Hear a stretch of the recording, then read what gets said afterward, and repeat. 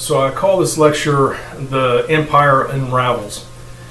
After the Royal Proclamation of 1763 that said that there could not be any settlers beyond the line that essentially encapsulated the colonies, we start seeing things, and I'm making an example of this individual, Daniel Boone. He begins going in as late as the fall of 1767. He starts going into Kentucky to trap and to hunt. In addition, he returns in 1769 to 1771 from North Carolina, and in 1773 he takes his own family and he's trying to move in to squat on land that is now inside of Kentucky. As a result of that, Cherokees are going to attack him.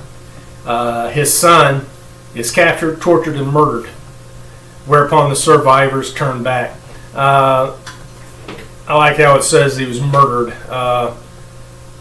Technically, the Cherokee were enforcing their jurisdiction, and so calling it murder seems a little much. They did kill him, though. So, if you look at this, I call him a squatter. The reason is because eventually it'll become known as preemption. Squatters' right in United States history is a policy whereby settlers improve the land and then they can inherit that property, unless it has not been surveyed. If it's unsurveyed, they could possibly lose it. And we'll talk about that quite a bit when we talk about when we have to discuss the Homestead Act.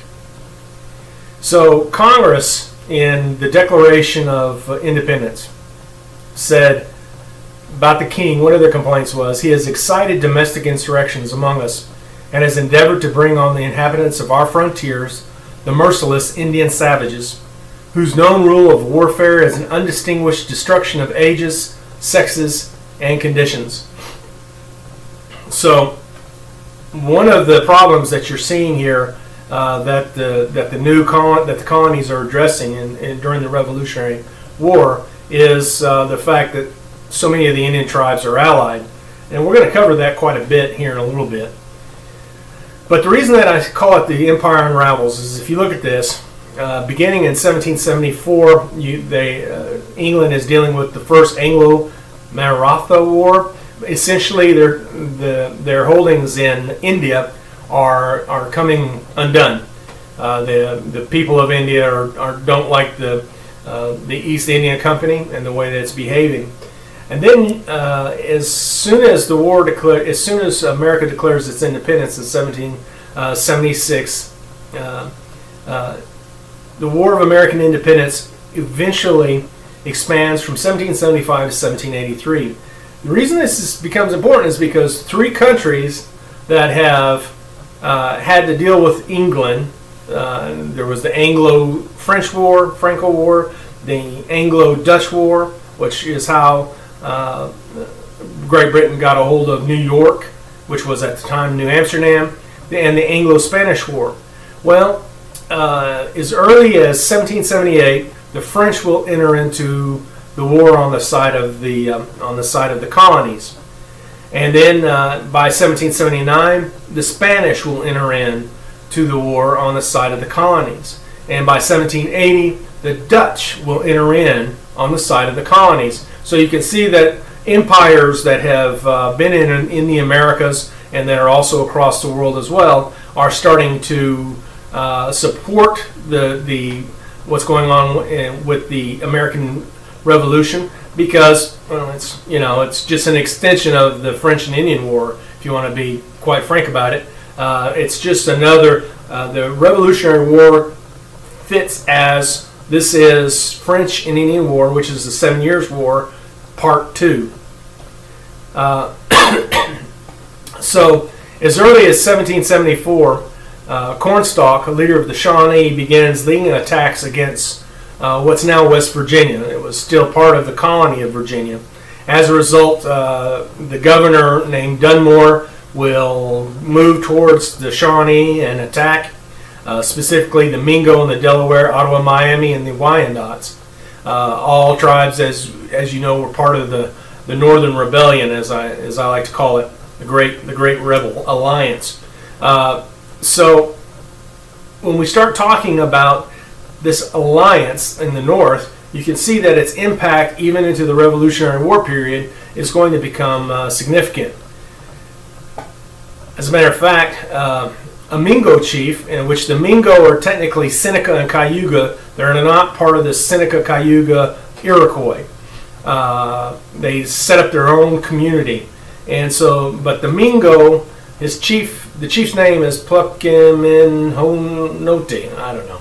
Anyways, they call him Captain Pluggy, which sounds kind of funny. But long story short, he starts leading attacks against Kentucky, beginning in 1776. That same area that Daniel Boone and some of those earlier squatters were starting to move into. Now that property belongs primarily to Shawnee. The Mingo obviously have some claim over that.